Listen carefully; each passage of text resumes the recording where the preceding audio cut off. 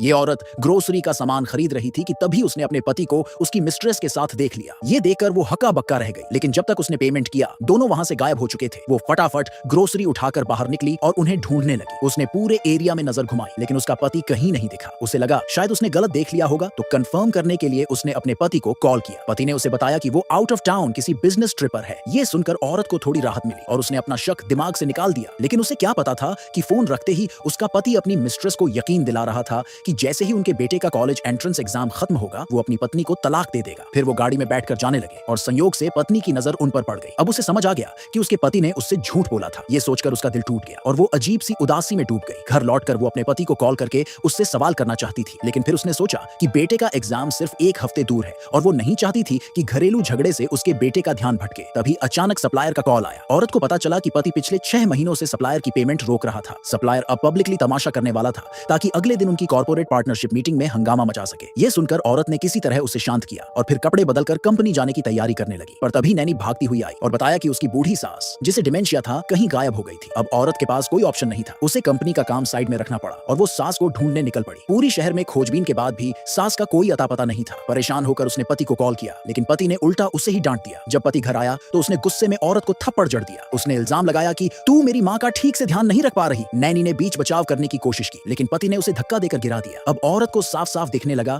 कि उसका पति कितना जहरीला इंसान है। उसने गुस्से में उससे पूछ लिया कि जब वो बिजनेस ट्रिप पर था तो फिर अपनी मिस्ट्रेस के साथ घूमता हुआ कौन था। लेकिन तभी उसकी मिस्ट्रेस ने उसे इशारा किया। अब पति आगे बढ़ा और औरत को जबरदस्ती पकड़ लिया। उसने औरत से कहा कि उसे घुटनों पर बैठकर मिस्ट्रेस से माफी मांगनी होगी, क्योंकि वही मिस्ट्रेस उसकी कंपनी की बड़ी डील करवाने वाली थी और अगर उसे नाराज कर दिया तो सारा बिजनेस चौपट हो जाएगा। तभी लापता सास वहां आ धमकी। उसने अपने बेटे को धक्का दे दिया, जिससे औरत बच गई। अब तो मिस्ट्रेस की पोल पूरी तरह खुल गई थी। अब उसने सीधा तलाक की मांग कर डाली और कहा कि अब बेटे के एग्जाम तक इंतजार करने की जरूरत नहीं। पति भी अब तलाक के लिए तैयार था, लेकिन उसकी नजर औरत की बनाई हुई नई कॉस्मेटिक फार्मूला पर थी। ये सुनकर मिस्ट्रेस ने एक चालाकी भरी चाल सोची। रात को पति ने तलाक के पेपर्स निकाले ताकि औरत को भड़काए। फिर वो अपनी मिस्ट्रेस के साथ कमरे में चला गया, लेकिन असल में वो तिजोरी से औरत का कॉस्मेटिक फार्मूला चुराने जा रहा था। लेकिन उन्हें ये नहीं पता था कि जिस बड़ी कंपनी से वो डील करना चाहते थे उसका चेयरमैन असल में औरत का कॉलेज सीनियर था। उसका सीनियर हमेशा उसके टैलेंट से इंप्रेस था और उसे बार बार ऑफर देता था कि वो उसके साथ मिलकर एक कॉस्मेटिक ब्रांड शुरू करे। लेकिन औरत ने हमेशा इनकार कर दिया, क्योंकि वो घर पर अपने बेटे और सास की देखभाल करना चाहती थी। लेकिन अब जब उसे अपने पति का असली चेहरा दिख गया और बेटा भी अब बड़ा हो चुका था, तो उसने अपने सीनियर को कॉल करके पार्टनरशिप के लिए हाँ कह दी। साथ ही